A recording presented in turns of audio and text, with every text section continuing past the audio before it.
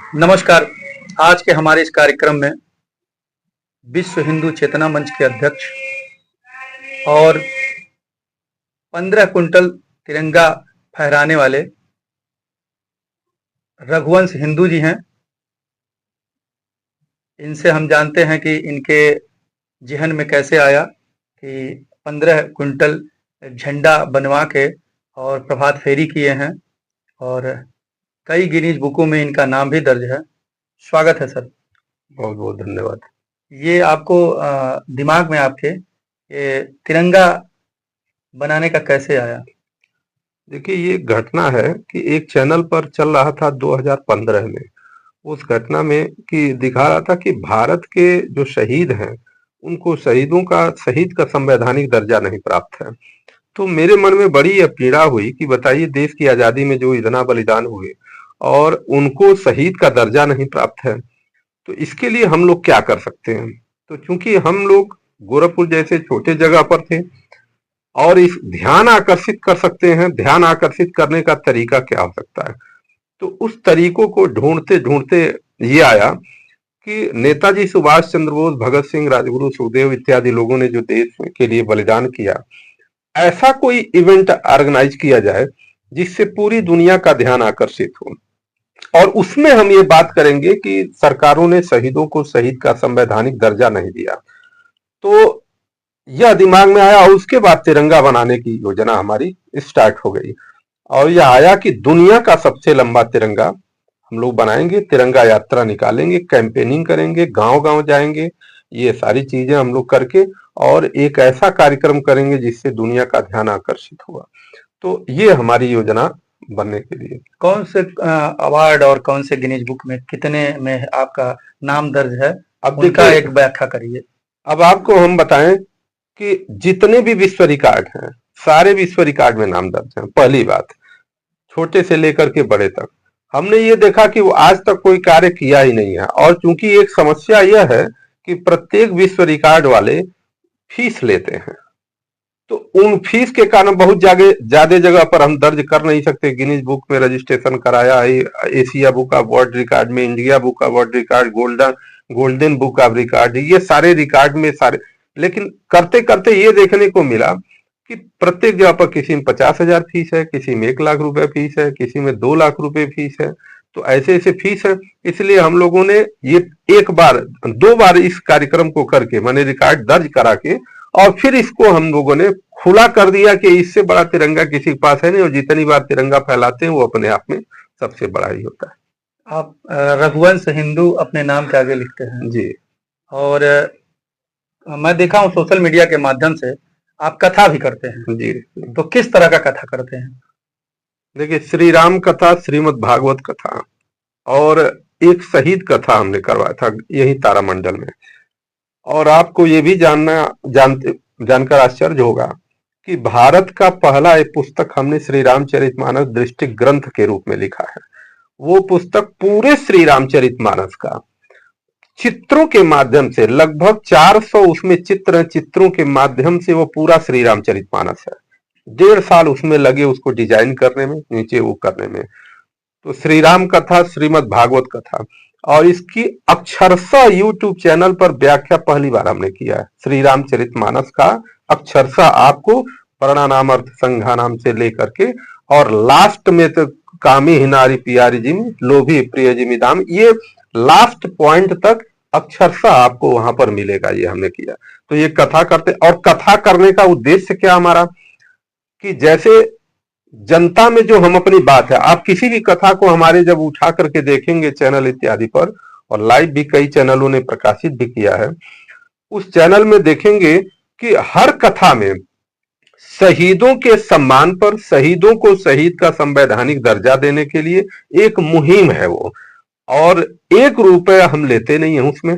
कुछ लोगों ने कहा कि लग रहा है अब कमाने का जुगाड़ अपना शुरू किए हैं, लेकिन आप आश्चर्य करिएगा कि 1 रुपया हम लेते नहीं है उसमें। क्योंकि मैं सिंचाई विभाग में इंजीनियर था, 2002 में हमने नौकरी रिजाइन किया। 18 साल तक हमने फिजिक्स पढ़ाया, IIT PMT उस समय होता था, सचदेवा क्लासेज इत्यादि होते थे। तो और हमारा कॉलेज भी कौड़ीराम के आगे पकड़ी चौराहे पर वो था। हमारा टोटल काम कि व्यवसाय वाला काम व्यवसाय वाला होना चाहिए, और जो सहयोग या सेवा का कार्य उस सेवा का कार्य होना चाहिए, तो उसमें हम करते हैं। जिस तरह से हिंदुत्व की सरकार है केंद्र में और उत्तर प्रदेश में भी, योगी आदित्यनाथ जी की सरकार है, संत हैं, और अपने नाम के आगे आप रघुवंश हिंदू हिंदू लगाते हैं, आप जाति नहीं लिखते हैं, तो ये हिंदू लिखने का क्या तात्पर्य है? हिंदू लिखने का तात्पर्य है कि आप वर्तमान समय में देखेंगे कि देश में जातिगत वैमनस्यता बढ़ चुकी है, और ये भी घटना एक तरह से समझिए 2018 के लमसम की बात है। उसके पहले हमारे मन में यह विचार आया कि देखिए, सनातन हिंदू धर्म की श्रेष्ठता अपने आप में बहुत दिव्य है। श्रेष्ठता में यह देखने को मिला कि कहीं भी हमारे श्री रामचरितमानस में ये नहीं लिखा हुआ है कि राम सिंह, लक्ष्मण सिंह या शत्रुघ्न सिंह या निषाद राज गुह का जो नाम था वो फलाना निषाद, ये कहीं नहीं लिखा हुआ है। सबको जोड़ने की परंपरा है, चूंकि वहां पर दिव्य ज्ञान हुआ करता था तो लोग जुड़ते थे एक दूसरे से। आज क्या है कि राजनीतिक कारणों से नेताओं ने पूरे समाज को भ्रष्ट कर रखा है, और समाज को तोड़ करके केवल अपनी गद्दी पाने का उनका एक जरिया हो चुका है। समाज के लोग सीधे साधे भी होते हैं, केवल एक फेसबुक और या व्हाट्सएप पर चीजों को देख करके चिल्लाने वाले होते हैं। तो एक माहौल हमने बनाने का प्रयास किया कि देखिए, आप सनातन हिंदू धर्म को मानने वाले हैं, हिंदू लिखिए। और हिंदू लिखने का सेंस ये क्या रहा कि हमारे हिंदू सनातन धर्म की श्रेष्ठता को जो हम युगों युगों से प्रमाणित करते हुए आए हैं, तो कम से कम इस समय में ये प्रमाण होगा कि हम एक दूसरे से जुड़ने का, लोग वैमनस्यता दूर करें। आप कहीं भी बात करिए, इस बात को देख लीजिएगा कि स्थिति यह है कि ब्राह्मण क्षत्रिय को गाली देता है, क्षत्रिय वैश्य को गाली दे रहा है, वैश्य शूद्र को गाली दे रहा है, शूद्र उनको गाली दे रहा है। मतलब अपूरी राजनीतिक जो सिस्टम है इसी पर है। जातिगत जितनी कुछ संगठन को अगर छोड़ दिया जाए तो यही है कि केवल दूसरे जाति के लोगों को गाली दे करके हमारी गद्दी किसी तरह से मिल जाए, जिसके कारण हमको बड़ा इससे पीड़ा हुई, और इसके कारण हम हिंदू लिख करके जोड़ने का प्रयास किया। इसका लाभ भी मिला मुझको। एक छोटा सा घटना हम आपको बताएं कि नेताजी सुभाष चंद्र बोस जी हमारे माने आदर्श पुरुष हैं। एक बार कायस्थ जो है कि सम्मेलन यहाँ गोरखपुर में गोरखपुर क्लब में हुआ था, तो हमारे पास इंटेलिजेंस से फोन आया कि ये बताइए कि आप जो है कि क्या क्या कार्यक्रम है कायस्थ वाला। तो हम कहे कायस्थ का कार्यक्रम मेरे लिए क्या है? तो कहे कि अरे नहीं, आप नेताजी के फॉलोअर हैं और नेताजी के लिए ही आप इतना बड़ा तिरंगा किए हैं। हम कहे तो नेताजी तिरंगा किए तो इसका कायस्थ से क्या मतलब? तब जाकर के हमको वहां समझ में आया कि जातिगत समीकरण इतना जड़ तक घुसा हुआ है कि उनको ये दिमाग में था कि ये भी कायस्थ ही होंगे, तभी नेताजी सुभाष चंद्र बोस जी को आदर्श मान करके चल रहे हैं। ये दुर्भाग्य है हमारे देश और समाज का। और आज हिंदूवादी सनातन धर्म की सरकार आप कह रहे हैं, लेकिन बेसिक तथ्य पर जो कार्य होना चाहिए वो हमारी हिंदूवादी सनातन धर्म की सरकार नहीं काम कर रही है। आप किसी भी मुद्दे को देख लीजिए, इसमें हम कहेंगे, आप अगर वो करेंगे तो हम सारी चीजों का, किसी भी मंदिर के बगल में खड़ा हो जाइए, भागवत का जो भागवत महात्म पढ़ेंगे तो उसमें देखेंगे कि पंच पाप महापाप में जो पहला महापाप है वो मदिरा पान है। और किसी भी मंदिर से 100 मीटर के बगल में जाइए तो शराब की दुकान इस सरकार ने खोल रखा है। अर्थात हिंदू धर्म की मूल अभिधारणा को ही तोड़ने का काम इसने किया है। हम इस गलतफहमी में जी रहे हैं कि ये सरकार हिंदुओं की सरकार है। इस पर तो हम घंटों बोल सकते हैं और इस सरकार के पास कोई जवाब नहीं है, कोई विद्वान जवाब नहीं दे पाएगा कि क्या यह है मूल अवधारणा को। गाय कटने में आज के समय में 10% से लमसम 10% की वृद्धि हो गई है। मतलब मान लीजिए ठीक है नहीं रोक पा रहे हैं, लेकिन रुकावट में थोड़ा कमी जो कटने में कमी होना चाहिए, लेकिन वृद्धि हो गई है। ये दुर्भाग्य वाली बात है। जिस तरह से आपने जाति की बात की, जातियों का जो विडंबना चल रहा है, हिंदुत्व की सरकार है, हिंदुत्व का प्रोपेगेंडा लेके ये खड़ी हुई सरकार केंद्र में और राज्य में। और उत्तर प्रदेश में जहां हम बैठे हुए हैं, यहीं से कुछ दूर पे मंदिर है और माननीय मुख्यमंत्री जी संत हैं जो गायों की बात करते थे, सनातन की बात करते थे, और न गायों की सुरक्षा हो पा रही है न सनातन की सुरक्षा हो पा रही है। और ऐसी स्थिति में अभी कुछ दिन पहले केंद्र सरकार द्वारा एक छात्रों में जातियों को लेके एक यूजीसी कानून बनाया गया। अब समर समाज को लेके एक विघटन पैदा हो गया। अभी तक तो करीब अभिभावक लोग लड़ते थे, अब छात्रों में भी विघटन पैदा कर दिया जाए। आपके नजरिए से ये यूजीसी कानून क्यों लाया गया? क्या इस कानून से देश में भ्रांतियां जातियों में और फैलेंगी, या ये यूजीसी कानून देखने में अच्छा लग रहा है? देखिए, यूजीसी कानून का तो पूरी तरह से विरोध होना चाहिए, जितनी ताकत के साथ हो विरोध होना चाहिए। ये लाया गया कानून, और आप कह रहे हैं कि सनातन हिंदू धर्म की, मैं एक सिरे से इस बात के लिए मैं पहले भी कहा हूं, अभी भी खारिज करता हूं कि ये सनातन हिंदू धर्म की सरकार नहीं है। इसके लिए मैं भाजपा के स्थापना से लेकर के अभी तक का प्रमाण कम से कम 50 प्रमाण दे दूंगा। लेकिन चूंकि प्रोपेगेंडा पर दुनिया चल रही है, यूजीसी कानून से क्या वैमनस्यता होगी?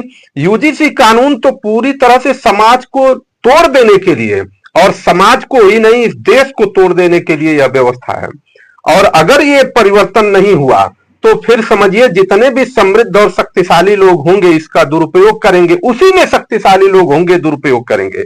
यह सीधे, अब बताइए इस देश का दुर्भाग्य क्या हो सकता है कि जब यूजीसी कानून क्यों नहीं आएगा, जब देश के प्रधानमंत्री माननीय नरेंद्र मोदी जी लोकसभा में बैठ करके इस बात को कह रहे हैं कि मैं पिछड़ा वर्ग से आता हूं, इसलिए लोग नहीं चाहते हैं कि यहां मैं रहूं।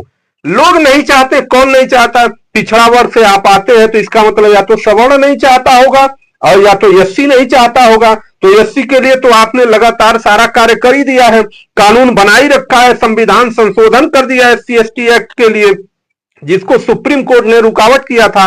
अब आप सीधा वार कर रहे हैं कि सामान्य वर्ग के ऊपर। तो क्या राजनीति इतना गिर गई? भारत का प्रधानमंत्री ही पीछे हो गया, पिछड़ा वर्ग में हो गया, तो अब भारत को कैसे आप किस मुंह से कहते हैं कि भारत आगे जा रहा है, भारत का विकास हो रहा है, जब आज तक भारत का प्रधानमंत्री पिछड़ा ही रह गया? तो ये दुर्भाग्य, इसका पुरजोर के साथ विरोध करके इसको बंद करना चाहिए। हमारे भाइयों में मतभेद होगा, छोटे, देखिए हमने कहा ना कि सनातन हिंदू धर्म की सरकार वो नहीं है, ये मैं इसको बार बार कह रहा हूं। और ये सनातन हिंदू धर्म में कभी भी वैमनस्यता नहीं थी। चातुर्वर्ण में अशिष्टम गुण कर्म विभाग स तस्य कर्तारमपिमा विद्य कर्तारमव्यम, ये हमारे श्री भगवान श्री कृष्ण ने श्रीमद् भगवत गीता में भी कहा है। और तो और जब आप भागवत महापुराण पढ़ेंगे तो बहुत सारी चीजें छुपाई जाती हैं, उसमें भी इस बात को स्पष्ट कहा गया है, कर्म के हिसाब से भी लोग उच्च नीच होते हैं। और आप एक चीज देख लीजिए, कोई भी जैसे शादी विवाह का होता है ना, कोई भी अगर जिनको आप नीचे वर्ग के या नीचे वर्ण के लोग समझते हैं, उसका आईएएस का कोई भी आईएएस है वो अपने गरीब घर में शादी नहीं करता है। मान लीजिए कोई हरिजन है, उसके घर में कोई आईएएस हो गया, वो अपने लड़के की शादी किसी अपने गरीब भाई के यहां नहीं करेगा, वो भी अपने लेवल का ही देखता है। तो ये सब केवल समाज को तोड़ने के लिए काम है। और इस देश का सबसे बड़ा दुर्भाग्य है कि इस देश में इतनी आगे बढ़ने के बाद भी भारत के प्रधानमंत्री जी अब ये दिमाग लगा रहे हैं कि इस देश को कई भाग में हम कैसे कैसे अलग अलग कर दें और एक एक चीज जगह से उठा करके हम अपनी सरकार बनाएं। यूजीसी कानून का बहुत तगड़ा विरोध मैं तभी भी किया था, आज भी करता हूं, आगे भी करता रहूंगा। अगर लागू करना है तो यूनिवर्सल जनरल कानून इसी को बना दीजिए। यूनिवर्सल जनरल कानून के हिसाब से यही कह दीजिए कि अगर पंडित को कोई पंडितवा कहेगा, छत्री को कोई ठकुरा कहेगा, हरिजन को कोई उनके नाम से कहेगा, यादव को कोई अहिरा कहेगा, सेम कानून एक ही लगेगा, कोई किसी को कुछ कहेगा नहीं। देखिए सभी लोग एक दूसरे का सम्मान करना शुरू कर देंगे। ये चीज है। जिस तरह से उत्तर प्रदेश के मुख्यमंत्री सनातन को लेके चले थे, क्या आपको लगता है कि सनातन उनके सर से उतर चुका है?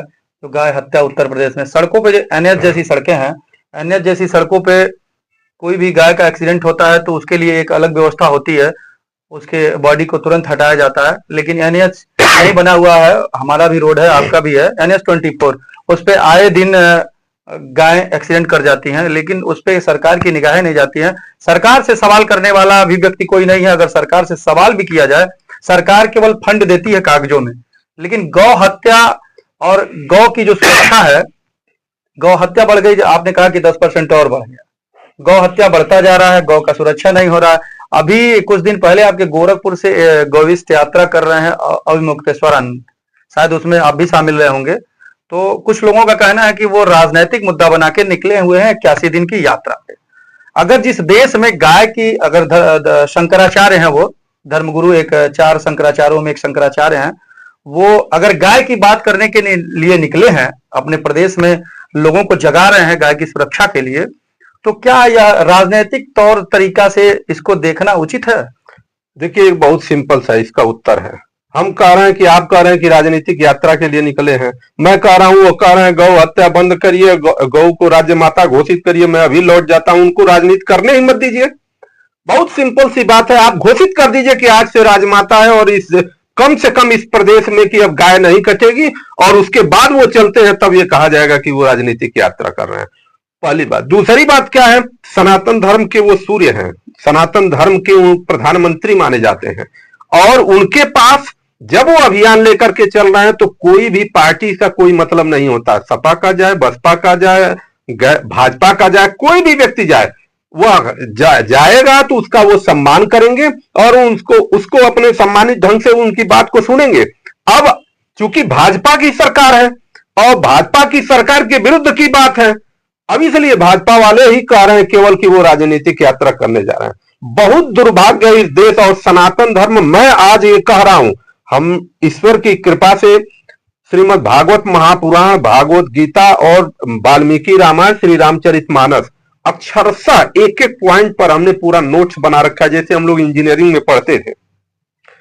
आज सनातन का दुर्भाग्य है कि सनातन बहुत खतरे में है। मैं स्पष्ट रूप से कह रहा हूं, और यह भी मैं कह रहा हूं कि आपके चैनल के माध्यम से कि यह बात जाए तो भाजपा का कोई भी प्रखर विद्वान व्यक्ति हमसे आकर के डिबेट करे कि कैसे खतरे में है, तो भाजपा की स्थापना से लेकर के आज तक के मैं 50 ऐसे उदाहरण दूंगा जिसके कारण यह प्रमाणित हो जाएगा कि भाजपा पूरी तरह से गैर सनातनियों की सरकार है।